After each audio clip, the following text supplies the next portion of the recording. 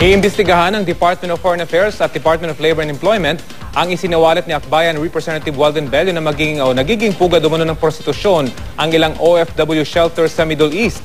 Ang ilan nating kababayan inaalok daw ng plane ticket pa uwi kapalit ng pakikipagtalik. Balitang hatid ni Cara David. Ang Syria, Jordan at Kuwait ay tatlo lamang sa mga bansa kung saan may naitala ng mga reklamo ng pang-aabuso sa mga Filipino overseas workers. May mga shelter nang nakatayo dito bilang kanlungan ng mga inabusong OFW. Pero ayon kay Akbayan Representative Walden Bello, ang ilang OFW shelter sa Middle East nagiging kanlungan din daw ng prostitusyon.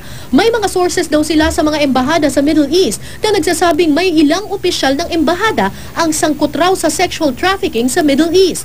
Pakikipagtalik daw ang kapalit ng ticket pauwi ng Pilipinas. In the process of our investigation, we uncovered other instances of sexual exploitation of our women workers that were equally, if not as horrible, as sex for flight. It is the perpetrators of these crimes that we shall expose today. May ilang detalye raw na hawak sina Bello pero iniimbestigahan pa nila ito. Wala pang formal na reklamong nahahain dahil takot daw ang mga biktima na lumantad. Matagal na hong nagko-complain, marami nang hinaing yung ating mga OFWs as well as embassy personnel. We would like to repeat our appeal to Secretary Del Rosario, please fire, and Secretary Baldos, please fire the named individuals as soon as possible.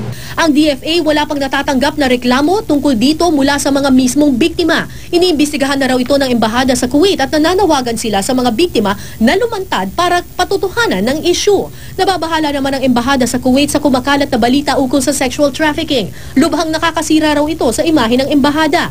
Sana raw makipag-ugnayan sa kanila mga biktima para malaman na ang katotohanan. Mahirap daw kasing aksyonan ng isang paratang kung walang konkretong basihan. Lahat po ng mga babae na biktima ng ganito mga pangyari in the past, hinahanap na namin kung saan itong mga biktima para they can testify. Tumistigo sila, huwag silang matakot o isipin na kami bias or hindi namin sila bibigyan ng panahon, huwag silang matakot. According to our sources, the victim initially wanted to file a case but then retreated and is still thinking about it. And we have another case of a victim that wants to file a case and still considering it, also in the case of Kuwait. Ang DOLE bumuna ng fact-finding team para imbestigahan ng issue. Ang Malacanang ipinag-utos naman sa embahada ng Kuwait na imbestigahan din ito. Nanawagan din ng Malacanang sa mga OFW na nabiktima umano ng sex for flight na maghain ng formal na reklamo. Cara David, GMA News.